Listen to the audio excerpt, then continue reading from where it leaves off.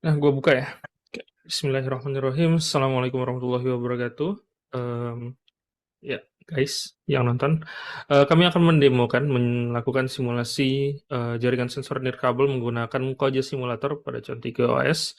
Di sini ada Muhammad Axel Arya Pasca dengan NIM 1301 2045553 dan ada saya Sayyid Novel Said Furqon 1301228484 dan juga ada Novel Zaki dengan NIM 1301204505. Di sini kami akan mendemokan bagaimana cara menggunakan Koja Simulator pada Contiki OS dan juga kami akan mendemokan satu buah test case, yaitu test case di sini yang bisa kalian lihat di skenario 2 test case A, di mana nanti kami akan membuat 9 node, satu malicious node, satu sync node, yang mana satu malicious node ini akan berada di luar jangkauan radio penerima. Kita fokusnya di sini untuk penggunaan Contiki Koja-nya, bagaimana cara menginstalnya nanti dan juga bagaimana cara menjalankannya begitu, dan apa saja yang bisa kita lihat atau data yang bisa kita dapatkan dari Contiki Koja-nya. Oke, mungkin untuk yang pertama gue yang handle dulu ya, nanti Axel sama Novel bisa bantu di bagian penjelasan soal fitur ininya, soal node-nya ya, node data segala macam. Oke, thank you. Nah, jadi untuk menggunakan Contiki Koja, biasanya kalian bisa nemuin Contiki OS-nya ya, dalam bentuk biasanya itu file VMware executable yang bisa tinggal langsung dijalankan aja di virtual machine. Di sini aku pakai VMware, kita pakai VMware. Nah, untuk menjalankan Contiki Koja-nya biasanya VMware-nya itu nanti akan terkunci dulu ketika pertama kali dijalankan ya, dari virtual machine. Nanti operasi sistemnya akan terkunci seperti ini. Nah, ada password, jangan bingung, isi aja user. Biasanya passwordnya itu user dan bakal langsung masuk seperti ini. Ditunggu sebentar mungkin. Nah, seperti ini. Oke. Nah, untuk menjalankan Contiki OS, kita perlu ke terminal. Lalu kemudian kita perlu untuk ke direktori tempat Contikinya terinstall. Biasanya kalau direktori tempat Contikinya itu terinstall ada di home. Nah, di sini ada dua, Contiki sama Contiki 3.0. Kita pakai yang 3.0 aja. Nah, ini kita harus ubah dulu direktorinya dari yang user. Kita rubah ke Contiki Tools Koja. Nah, dari sini untuk menjalankan simulasinya kita bisa menggunakan int run ya. Nah, int run nanti dia akan loading untuk buka aplikasi Contiki OS-nya, dan yang di dalamnya udah ada Koja-nya juga. Di sini dia akan buka Koja. Nah, kemudian untuk membuat sebuah simulasi yang baru, kita bisa menekan new simulation. Lalu beri nama simulasinya. Di sini mungkin saya akan beri nama skenario 2A. Kemudian di sini radio medium dan lain-lain kita bisa abaikan aja kalau tidak ada keperluan khusus gitu ya. Di sini pakainya yang unit disk grab medium UDGM distance loss. Jadi nanti sensornya itu dia akan kehilangan koneksi kalau di luar dari jangkauan radionya gitu, sesuai dengan jarak yang ada. Lalu kita tinggal klik create. Nah, nanti ini mungkin dikasih nama example dulu, biar nggak ketukar.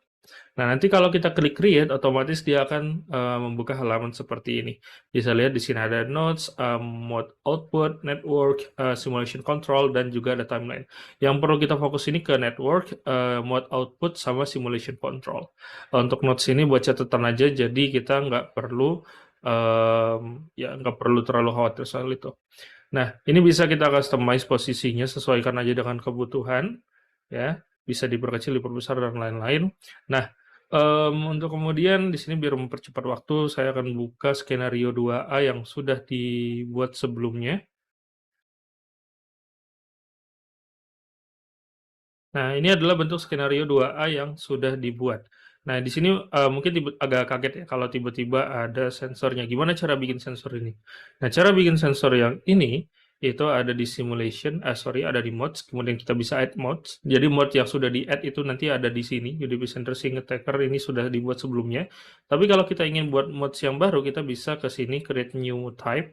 Di sini saya menggunakan Sky Mode. Nah, jadi masing-masing mod itu dia mode ini kayak ininya ya, sensornya gitu. Sensor bisa jadi sync node juga, tergantung kebutuhan aja. Nah, di Sky Mode ini, di sini pilih Sky Mode. Nah, di sini bisa diberi nama, mode-nya ini apa sih gitu, dan apa yang bisa dilakukan mode-nya. Dia role-nya sebagai apa? Bisa sebagai sync atau sebagai sender, atau juga bisa jadi sebagai yang malicious mode-nya kayak gitu. Kalau udah tinggal diklik open aja, tergantung pilihan ya. Kalau pakai yang Sky itu tidak perlu di-compile, artinya dia udah jadi file yang tinggal executed by mode-nya gitu. Tapi kalau kita pakai yang C, itu nanti kita butuh compile dulu sebelum kemudian create kayak gitu. Nah, oke, ini untuk contohnya aja. Nah, jadi kalau mode yang udah dibuat tadi, dia akan muncul di bagian networknya. Jadi di sini ada UDP sender kan misalnya yang sudah pernah dibuat, itu bisa dia akan nanti muncul seperti ini. Jadi dari yang sebelumnya tadi dia akan muncul seperti ini.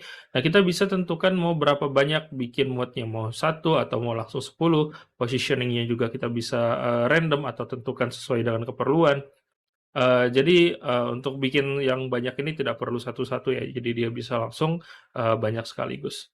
Nah, kemudian juga setelah ditambahkan, di bagian view kita bisa tambahkan, kita bisa centang apa saja yang mau kita lihat. Misalnya yang radio environment atau UDGM, itu, menunjukkan lingkungan radionya dia selebar apa gitu. Kemudian juga mode type-nya, tipe mode-nya biasanya dibedakan dengan warna ya. Jadi yang mana yang attacker, yang mana yang sync node, yang mana yang biasa. Kemudian juga ada 10 meter background grid, biasanya dipakai ini untuk menunjukkan spacing atau memberikan skala jarak antara node yang satu dengan node yang lain. Kemudian juga ada radio traffic. Jadi kalau radio traffic ini menunjukkan komunikasi atau arah komunikasi radio trafficnya antara antar mode-nya gitu, dari node ke sync node atau dari attacker ke node yang lain. Ini akan terlihat kalau kita lakukan start ya. Mungkin di awal, nah ini seperti ini yang biru ini adalah radio trafficnya. Dan mode ID-nya itu untuk berikan angka-angka di sensornya gitu, di networknya. Nah, seperti itu. Nah, untuk sensornya sendiri kita bisa lihat outputnya ya. Jadi semua sensor ini dia punya output. Riwayat outputnya bisa kita lihat di bagian mode output ini. Dia ada ID. Ketika melakukan proses registrasi itu biasanya akan ada muncul alamatnya gitu. Bisa ada MAC address-nya misalnya, kapan dia mulai, ID-nya. Oh, kalau yang ini IP-nya kayak gitu dan lain-lain. Nah, kemudian ini bagian bawah dia ada timeline yang menunjukkan apa saja yang dilakukan mood ini dalam rentang waktu yang sedang berjalan begitu ya. Nah, kemudian juga bagaimana kita bisa melihat detail apa yang dilakukan mood ini, misalnya seperti bagian-bagian networknya, powernya itu bisa dilakukan dengan cara klik saja di sini, klik kanan di mood yang kita ingin cek gitu. Lalu di sini ada mood tools, nah di sini. Kemudian kita bisa klik collect view, jadi untuk mengambil data yang diterima atau yang ditransfer oleh setiap modes-nya gitu. Nah, di sini kita fokus sama yang ya mungkin sama yang 10 atau semuanya lah ya. Yang 10 sih. Kita bikin intervalnya itu jadi 10 detik, randomness-nya jadi 10 detik. Oh, sorry, itu 10 aku. Kemudian kita send comment dan di sini dia akan deteksi kalau dia itu sync, kita sudah kirimkan perintah kita ke sync node-nya. Dan sync node-nya ini kita bisa mulai start collect data yang yang kita inginkan. Dia akan collect semua data sih biasanya. Oke, nah itu penjelasan untuk dasar cara menjalankan Contiki dan membuat sensornya, menjalankan simulasinya. Sekarang mungkin akan dilanjutkan oleh teman saya tentang cara melakukan pembacaan data yang kita dapatkan dari sensor data collect ini. Oke, Novel, silakan. Berikut untuk network graph, yaitu grafik hubungan antara node, di mana dapat ditunjukkan yaitu node 11 merupakan pusat, di mana hampir semua node berhubungan dengan node tersebut. Kemudian Kemudian untuk power consumption menunjukkan LPM, CPU, radio listen dan radio transmit pada setiap node di yang ada pada simulasi tersebut, di mana pada tiap tiap node pada node 5.5 banyak lebih dominan ke radio transmit, di mana menunjukkan bahwa banyak banyak proses pengiriman pada node tersebut. Dan mungkin selanjutnya akan dilanjutkan oleh rekan saya. Baik. Eh, ini merupakan grafik node yang diterima, paket yang diterima per node. Eh, Dapat dilihat yang paling banyak menerima paket itu node 10.10 dan 2.3, 3.3 dan 4.4. Jumlahnya akan terus bertambah seiring berjalannya waktu. Dapat dilihat pada average routing metric. Dapat dilihat di sini pembuktiannya bahwa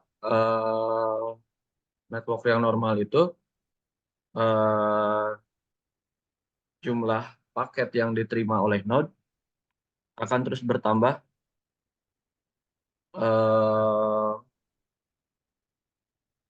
seiring berjalannya waktu. Dapat dilihat ini 120 paket dari 10 node. Lalu untuk node infonya, node 1.1 menerima paket 13. Ini receive package-nya. Lalu ada hoops-nya dan ETX-nya. Lalu beacon interval, LPM, ada powernya juga, transmit power. Lalu nanti dirata-ratakan. Baik, mungkin ini dapat dijelaskan oleh Noval Said. Bisa lihat di sini adalah memberikan informasi mengenai masing-masing node yang ada yang kita simulasikan ya. Bagian yang pertama, bagian node itu menunjukkan soal node-nya, dia itu node yang mana. Kemudian untuk bagian receive itu adalah banyaknya data atau banyaknya paket, bukan data sih, paket ya, paket data yang diterima oleh node tersebut. Nah, untuk dupes dan lost itu adalah duplikasi dan loss-nya. Jadi dalam proses transmisi data atau transmisi package itu kadang kan bisa saja terjadi duplikasi package atau loss package. Nah, di sini kalau kita lihat dupes dan loss-nya itu 0, ini terlalu perfect sih kalau untuk ukuran wireless sensor network ya. Tapi udah bagus banget karena semuanya 0. Nah, kemudian untuk hops-nya itu dia menunjukkan kalau sensor ini sudah melakukan berapa kali hopping gitu. Bukan sudah melakukan sih, dalam prosesnya atau dalam transmisi datanya dia melakukan berapa kali hopping gitu loh.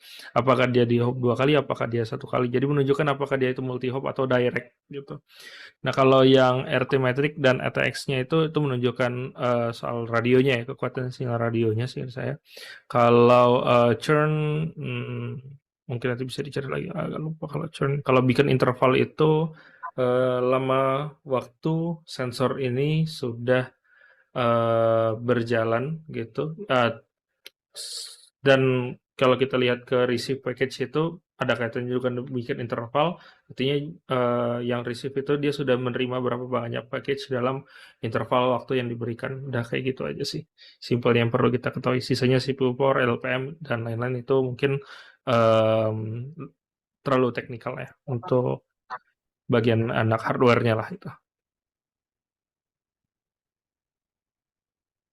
Udah, itu aja. Baik, terima kasih. Sekian dari kami. Wassalamualaikum warahmatullahi wabarakatuh.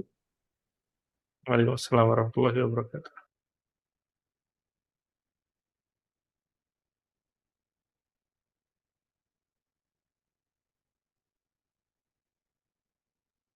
Ini Udah tinggal stop stop record.